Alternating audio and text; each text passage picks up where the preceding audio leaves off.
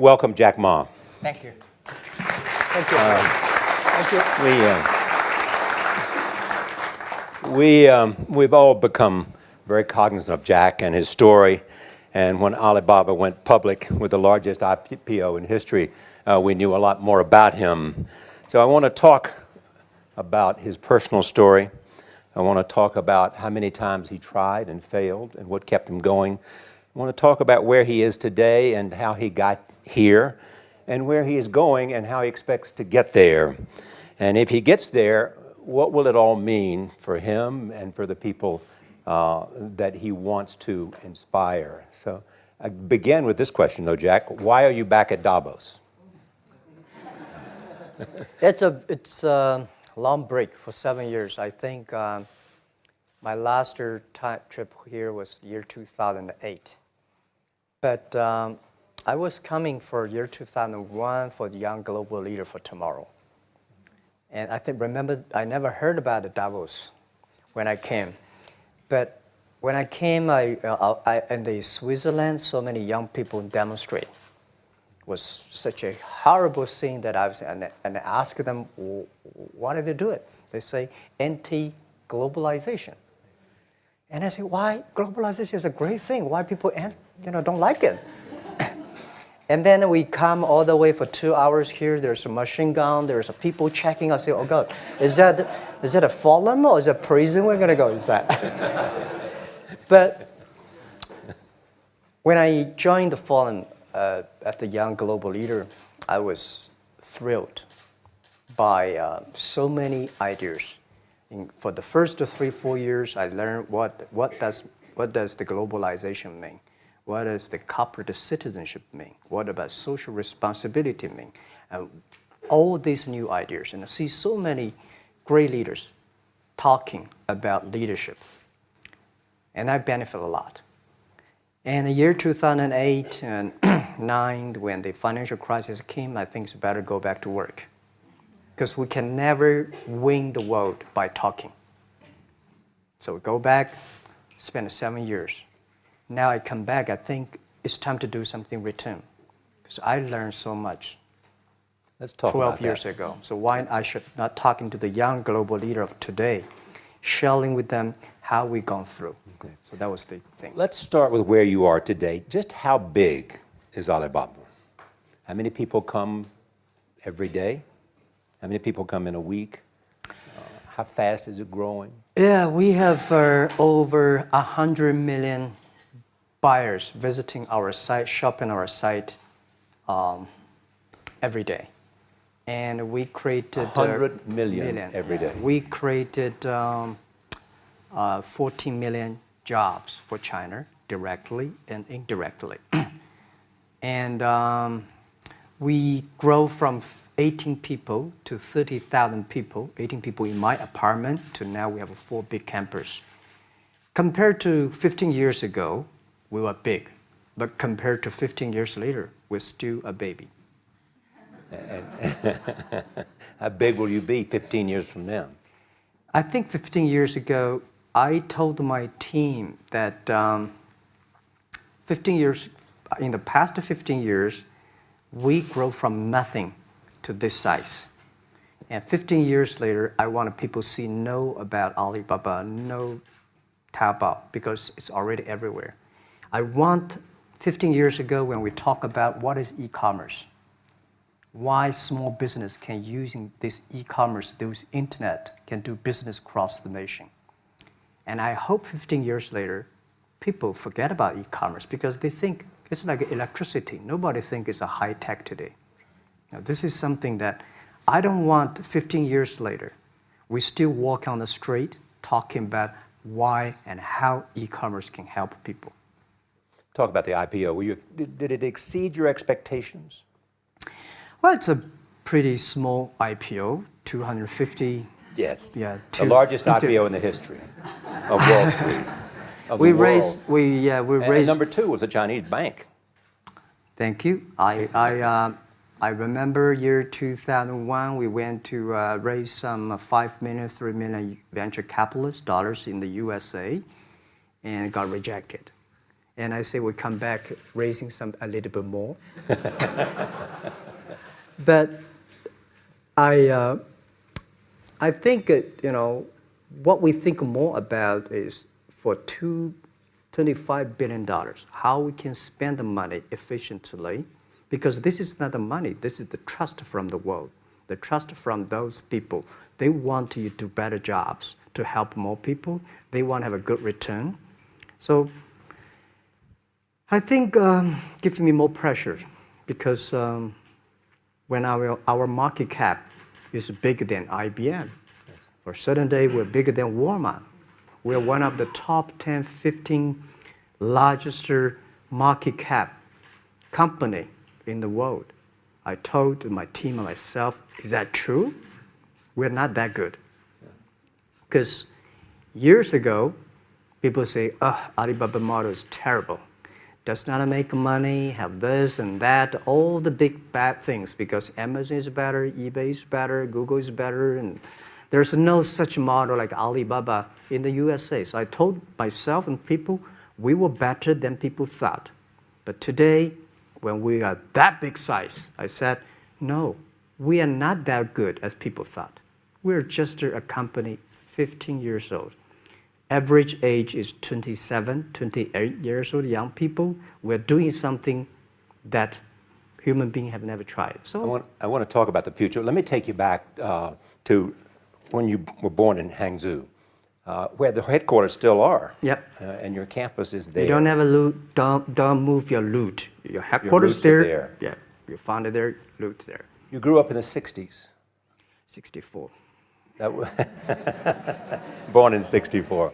That was the time of the Cultural Revolution. Yeah, it was the end of the Cultural Revolution. It was, well, my grandfather was a tiny landlord, was considered, after liberation, was considered to be a bad guy. So I know how tough it was when I was a kid. You tried to get into 3 colleges. Mm-hmm. Each time they rejected you. No, I tried. There is an examination that young people, if you want to go to university, you have to take the examinations. So I failed 3 times. Right. But a lot of fail. I failed for funny things that I failed a key primary school test for 2 times. And I failed 3 times for the middle schools. And you will never believe in Hangzhou, my city, there's only 1 middle school that lasts only 1 year. It was changed from primary school to middle school because our graduates of our school, no middle school accept us because we were too bad. Yeah. They would become a middle school. What effect did it have, though, being rejected? Well, I think we have to get used to it. We're not that good. Even today, we still have a lot of people reject us. I think when I graduated from universities, and before I, for 3 years I tried to fill in the universities. So I applied jobs for 30 times, got rejected. I went for a police, they said, no, you're not good. I went to even the KFC. When KFC came to China, come to my city, 24 people went for the job. 23 people were accepted. I was the only one guy. And we went for police. 5 people, 4 of them accepted. I was the only guy that I received it. So to me, being turned down, rejected. Oh, by the way, I told you that I applied for Harvard for 10 times, rejected. I know I'll be rejected. I just don't want to say that. They're sorry now. 10 times you wrote them and said, I'd like to come to Harvard. Yeah. And then I told myself, someday I should go teach there, baby. I think that can be arranged. Richard Nixon came to Hangzhou. Yeah. And after that, tourists flooded the place. Yeah. And that's how you learned English. Yeah. I really I don't know why, at 12, 13 years old, that time I suddenly fell in love into the language, the English. And there's no place you can learn English at that time. There's no books, English books. So I went to the Hangzhou Hotel, now called Hangzhou Shangri-La Hotel, because that was the hotel can receive the foreign visitors. So every morning for 9 years, I showed them around as a free guide, and they taught me English. And I think that changed me. Today, I'm 100% made in China. I've never got a one-day train outside China. Yeah. And when people talk to me, say, Jack, how can you speak English like that? Why sometimes you talk like an Western guys? I think that was the 9 years. These Western tourists opened my mind because everything they told me are so different from the things I learned from the schools and from my parents. So now I have a habit. Whatever I see, whatever I read, I use my mind. Think about for 2 minutes. Is that how Ma Jun became Jack Ma? Actually, Jack, the name was given by a lady in tennis. She's a tourist. She came here and she said, came to Hangzhou. We become a pen friends. Ma Ring is so difficult to pronounce. So she said, do you have an English name? I said, don't. So can you give me an English name? She said, okay. She said, my father called her Jack. My husband called Jack. What do you think about Jack? I said, good.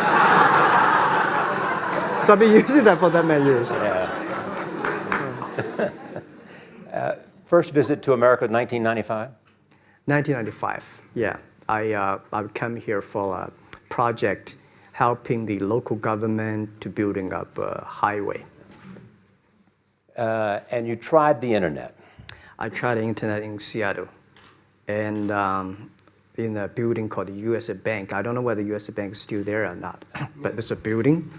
And my friend opened a small office, which is like only 10% bigger than this room. And there are a lot of computers in there. And he said, Jack, this is internet. I asked, what is internet? He said, search whatever you want. At that time, they used Mosaic, very slow, right? Yeah. And I said, I don't use it. I don't want to type because computer is so expensive in China. If I destroy it, yes, I cannot pay. He said, just to search it. So I searched the first word, beer. I don't know why, because it's easy to spell, baby. And I see beers from Germany, beers from USA, beers from Japan, but there's no beer from China. And I say, okay, type the second word is China. No data. Nothing. And I said, 1995, no data about China. So I talked to my friend, why not make something about China? So we made a small, very ugly looking page called China. It's something like I did a translation agency, we listed on there. It was so shocking. We launched at 9:40 in the morning. 12:30, I got a phone call from my friend. He said, Jack, you got 5 emails. I said, what is email? And they say, these are the things. So people so excited. Where are you? This is the first time I see a Chinese website on that. How can we can we do something together? So I think this is something interesting. So we should do it. Why did you call it Alibaba? Alibaba? Well, when I started, I think internet is global. We should have a global name. And a name that, interesting, like at that time, the best name is Yahoo. Right? So I've been thinking for many days, suddenly think Alibaba is a good name. So I happened to be in San Francisco that day. I have a lunch, and the waitress come. I asked her, do you know about Alibaba? She said, yes. I said, what is Alibaba? She said, Open Sesame. Good. So I went on the street, asked about 10, 20 people. They all know about Alibaba, 40 Thieves, and Open Sesame. And I think this is a good name. And start with A. Whatever you talk about, Alibaba is always top. You have said before that in creating Alibaba, you had to create trust. Yeah. Because people in China were used to face-to-face. Yeah. How did you create trust? I think because we started about doing business on internet. I don't know you, you don't know me. So how can you do things online unless you have trust? So for e-commerce, the most important thing was trust. I think when I first went to USA for raising money, talk to the venture capitalists, a lot of people say, oh, Jack, no. China doing business by the guanxi. How can you do business on internet? And I know that without the trust system, the credit system, it's impossible to do business. So in the past 14 years, everything we do is trying to build up the trust system, the record system. Well, Charlie, I'm so proud today when I talk to the young. Today in China and in the world, people don't trust each other. The government and people and media and everybody think, this guy's cheating. But because of e-commerce, we finish 60 million transactions every day. People don't know each other. I don't know you, I send products to you. You don't know me, you wire the money to me. And I don't know you, I give a person a package, I don't know him. He took something to cross the ocean, cross the river, and send. This is the trust. We have at least 60 million trust happening every day. But you created it by creating an escrow account in the beginning. Yep. And so you keep the money until they got the product. Yeah. And then you release the money. That's true. I mean, the escrow service is about Alipay. When I had, this idea, I would love Davos, because it was a big decision. Because for first 3 years, Alibaba is just like e-marketplaces for information. What do you have? What I have? We talk a lot of time, but don't do any business. Because there is no payment.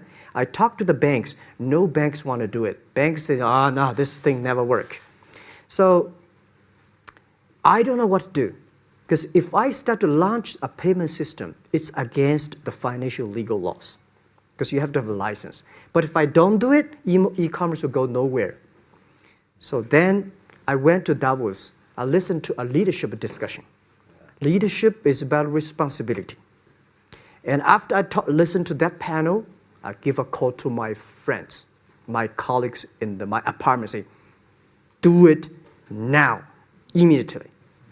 If something wrong, the government not happy about that, if one body has to go to the prison, Jack might go to the prison. Because it is so important for China, for the world, to build up the trust system. And if you did not do it, I said, and do not do it properly, stealing money, money wash, no trust record, I send you to the prison. That was the thing. And people don't like it. So many people I talked to at that time for Alipay, they say, this is the stupidest idea you have ever got.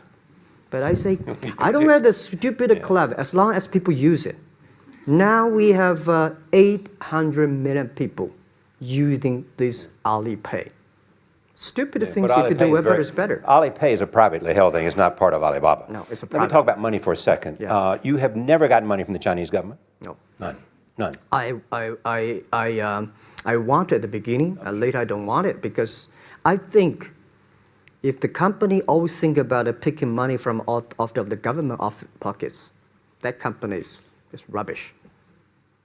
Think about how can you make money from the customers and market and then help customers succeed. That's our philosophy. No money from Chinese banks? No. No. I at that time I want, and now they want to give me, I don't want it. Yeah. All right. Your relationship with the government. Mm-hmm. Yeah. What's your relationship? I mean, if they didn't, here's what some say, that you have existed in an environment that's not, they have restricted competition for you. And that's a pretty good thing to do for a private company. Yeah.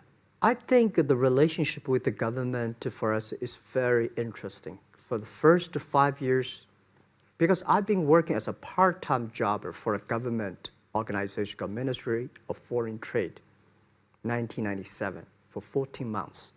And I learned that you should never rely on government organization to do e-commerce. And I started a business. I told my people and team, in love with the government, but don't marry them. Yes. Respect them. And a lot of people say, well, government officers talking about internet, the censorship and this, that, and they worry about. I think it's the opportunity, it's a responsibility talking to them, tell them how internet can help. So you tell them we create jobs. Oh yeah, I think a lot of people debate and fight against them. And in the first 12 years, anybody come to my office, I sit down talking to them, how we can help economy, how we can create jobs, why China will improve by the internet. I think because internet that time is new to any government. And if you convince somebody, and you have the chance. So today I'm very talkative. That probably this is why I talk to so many people. So, I mean, if the government comes to you and asks you to do something for them. Normally, when government comes say, Jack, can you do this project? I say no. I say no. I can introduce some friends who are interested in doing that for you. But if they continue to want me to do it, I say, okay, I do it, but I don't charge. I hope next time don't come to me again. But recently, we help some government organizations do it. For example, every Spring Festival, the train ticket is so difficult. Hundreds and thousands of farmers work in the cities. In the Spring Festival, they go to the hometown. But when they order tickets on the other way, the whole system crashed for 5 years. So I told my young people, go support them. Don't charge anything. Because I don't want to see millions of farmers go back to city and they cannot buy the tickets. So it's something that it's not for money. It's something it's not for the government. It's for the millions of people. They can buy tickets in the snowy night and they don't have to wait. They just use mobile phone, online, they get ticket. One way stop along the route to where you are in that big IPO was Yahoo. Jerry Yang gave you invested $1 billion. Yeah. $1 billion. Yeah. It turned out to be a pretty good investment for Yahoo.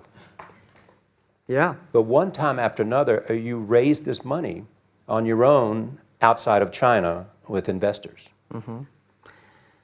Yeah, I'm very thankful for all the investors because 1999, year 2000, and even at the Yahoo time, a lot of people say this Jack is crazy. He's doing something that we don't understand. A lot of venture capitalists give you money because there is such an American model already there.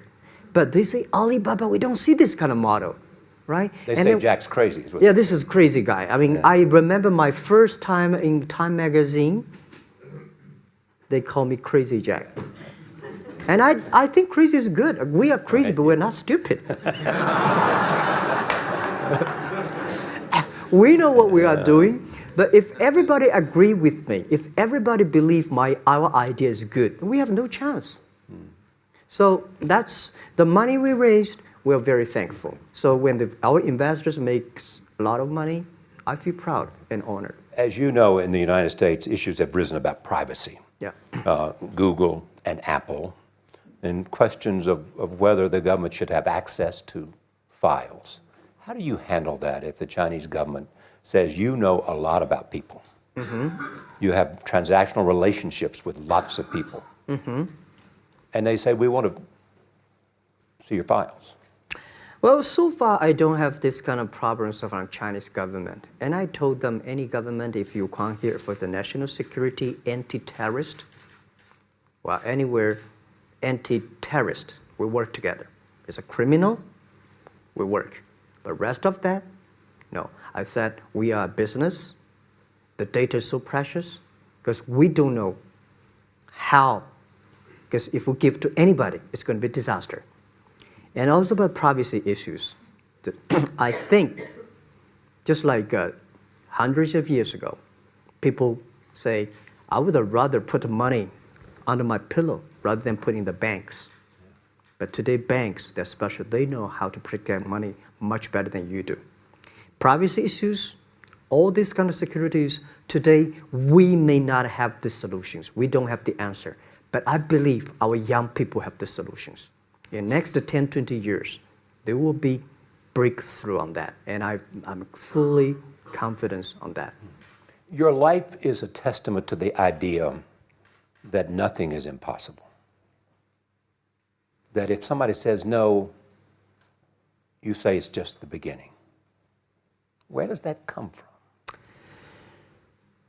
Well, at the beginning, I never thought, I thought when I was young, I said, everything's possible. Now I know not everything's possible. When you have something, you have to think about, you have to consider about the others. You have to consider about the customer, society, your employees, your shareholders, society. There are so many things that I think if you continue to work hard, there's possibility. And I just feel that I'm enthusiastic about what we are doing. At the beginning, for the first 5 years, I just want to survive. And 5 years later, I think... That's 2000, from 90... Yeah. But later, I think, wow, so many people's life changed. I was so excited, you know, for the first 3 years, we made zero revenue. Zero revenue. But we are so excited to continue to work. You know what happened? I remember many times when I go to a restaurant and have dinner, somebody came, when I was trying to pay the bill, the owner of the restaurant came to say, "Sir, your bill is paid by someone."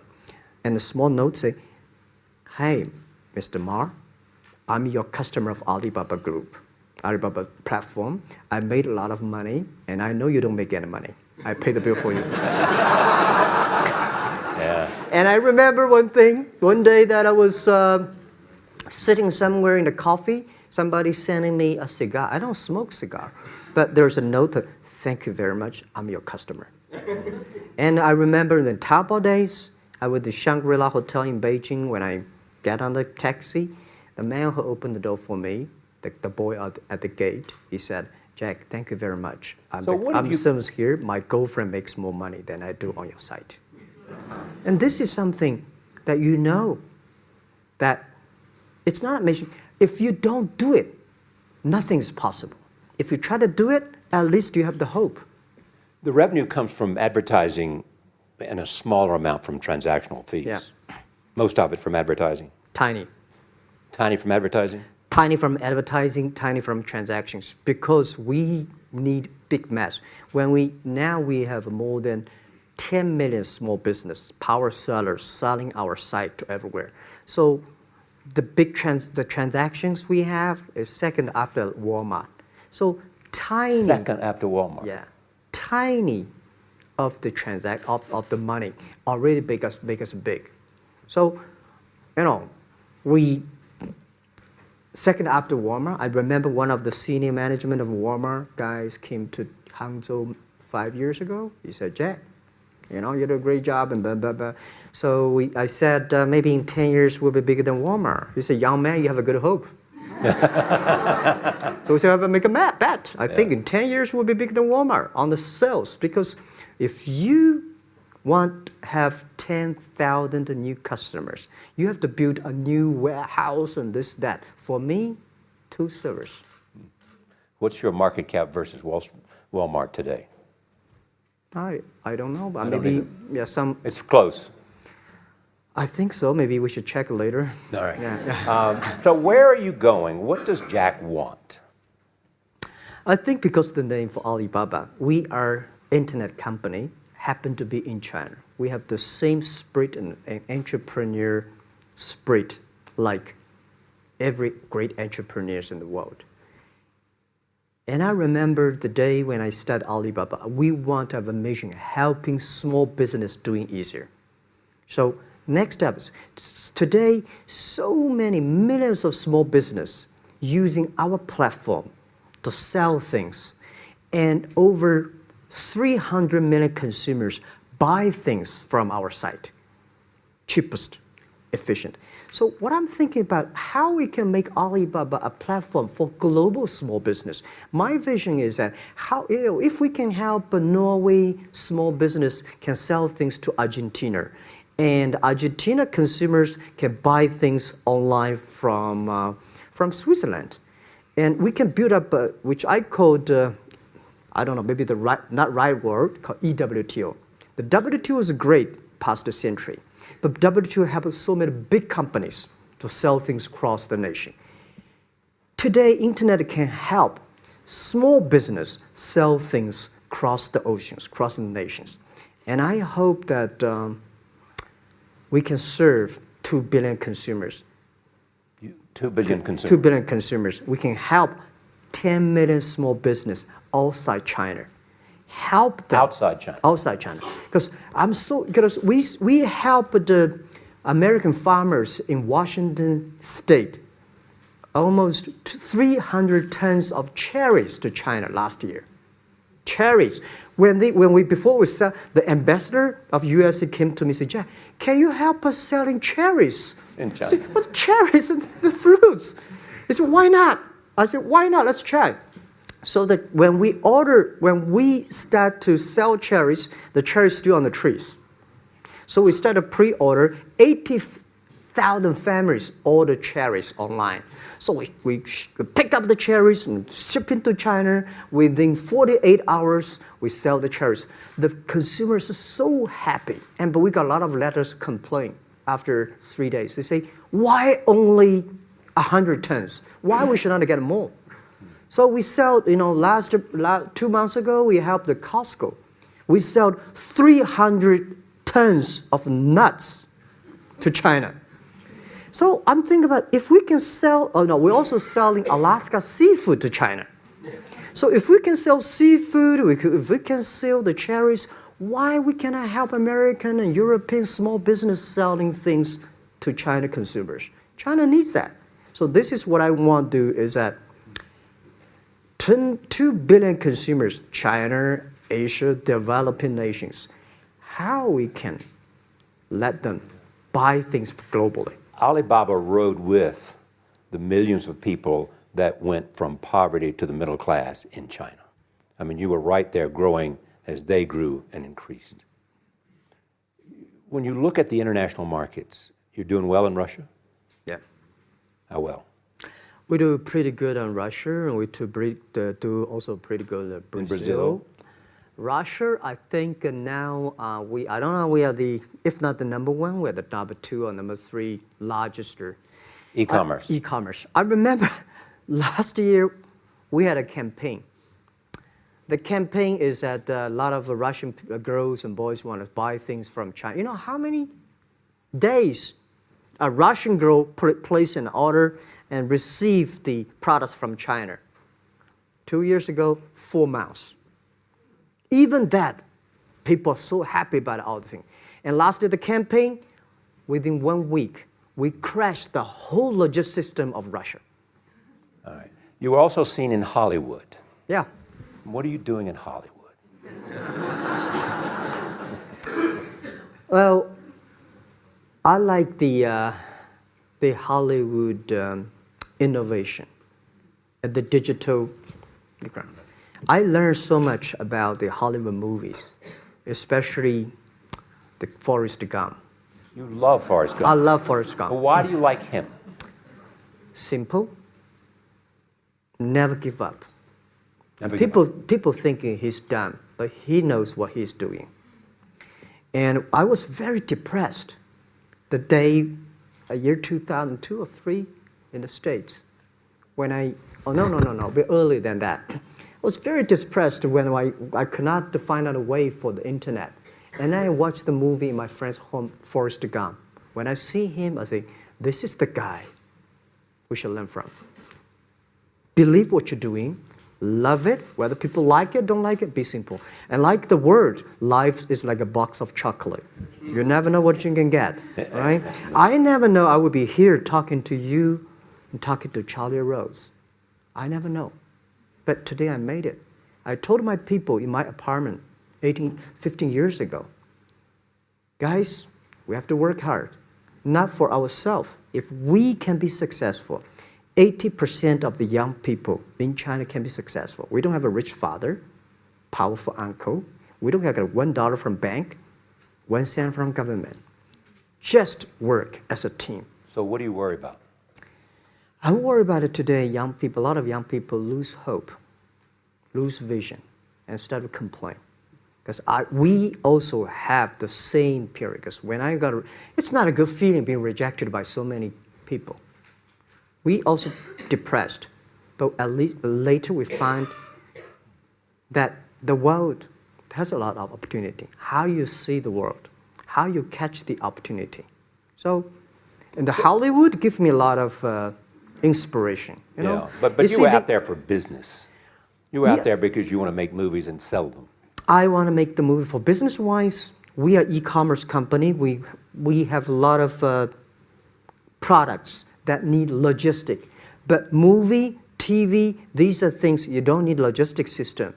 And movie probably is the best product that can help Chinese young people to understand. Because one thing I told the Chinese people, my friends, in American movie, all the heroes at the beginning, they look like a bad guy.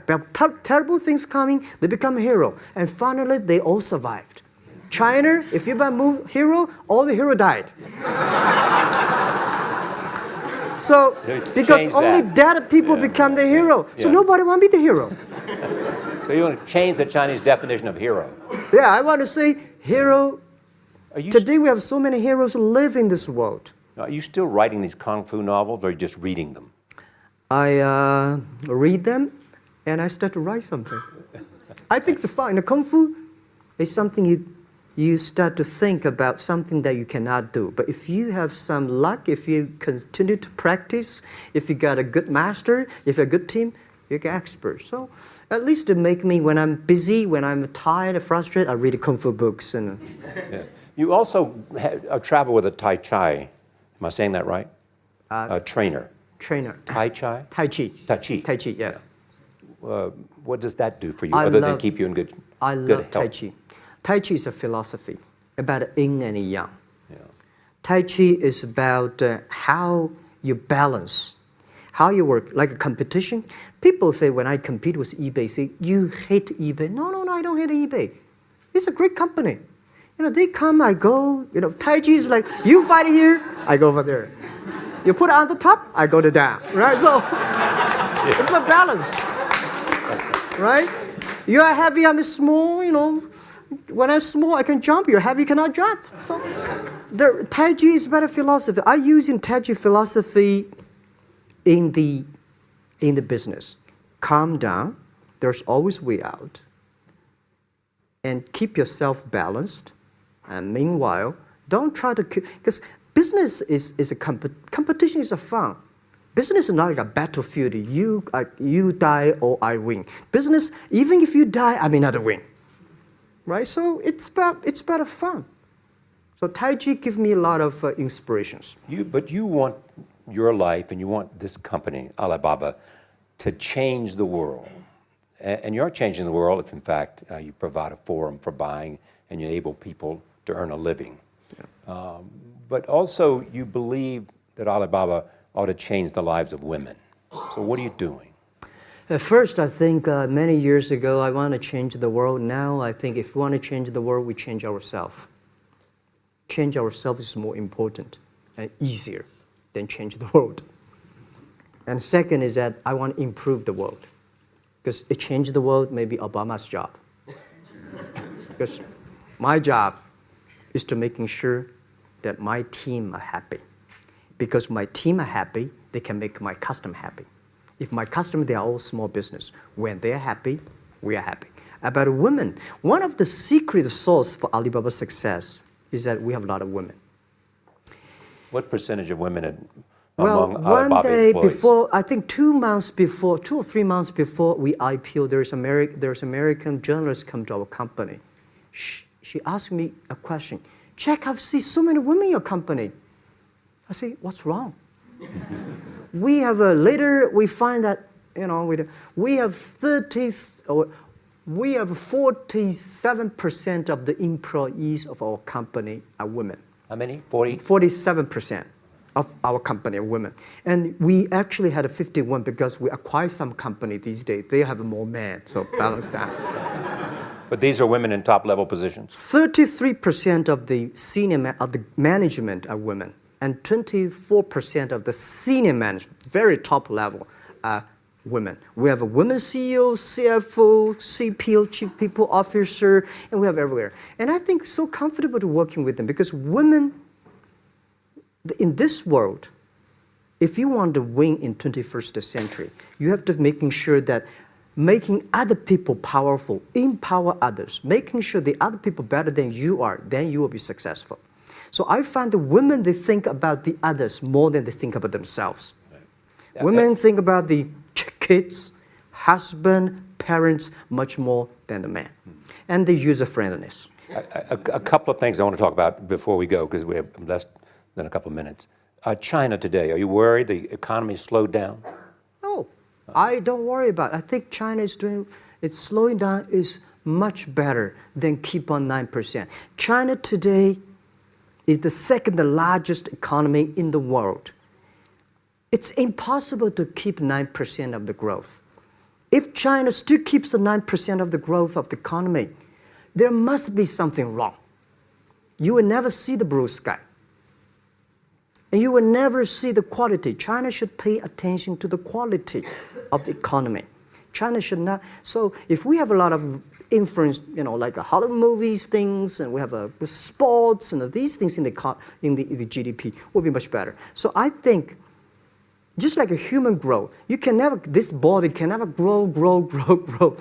Certain time, the slow of growth of the body is slow, but you should grow your mind, grow your culture, grow your value, grow your wisdom. I think China is moving to that direction. And you saw Modi in India? Pardon? Did you see Modi in India?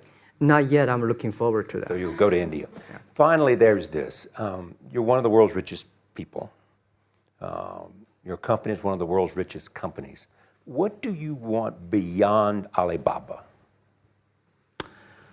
Well, about richest people, I was really not happy in the past 3 months when people say Jack Ma is the richest people of China. Global celebrity, they said.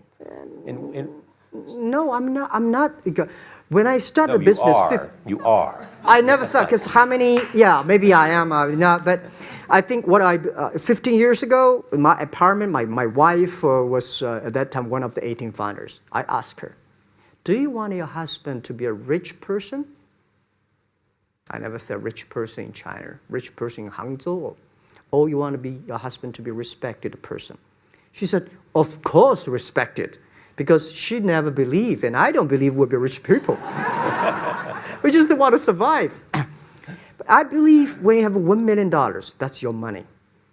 When you have $20 million, you start to have a problem. You worry about inflation, which stock to buy and this, that, had to come. When you have $1 billion, that's not your money. That's the trust society gives on you. They believe you can manage the money, use the money better than the government and the others. So I think today, I have the resources, do more things. With the money we have, with the influence we have, we should spend more time on the young people. And I would say, someday I'll go back to teach. Go back to school, spend time with the young people, and sharing with them what I've done. So the money is not mine. I just happily and having these resources, then I want to do a better job. Just tell them your story. Yeah, tell them the story and tell them that if Jack, I don't think in this world there are a lot of people be rejected more than 30 times. If we, the only thing we never give up, the only thing we're like a Forrest Gump, we keep on fight. We keep on changing ourselves. We don't complain. Whether you were successful or not successful, I find that people, when they finish the job, if they make the mistake, if they fail, if they always complain the others, this guy will never come back. If the guy only check himself, yeah, something wrong with me here, something wrong with me there, this guy has a hope. Jack, on behalf of everybody in this audience and a television audience around the world, thank you for taking your time to be with us. Thank you. Thank you. Thank you. Thank you. Thank you.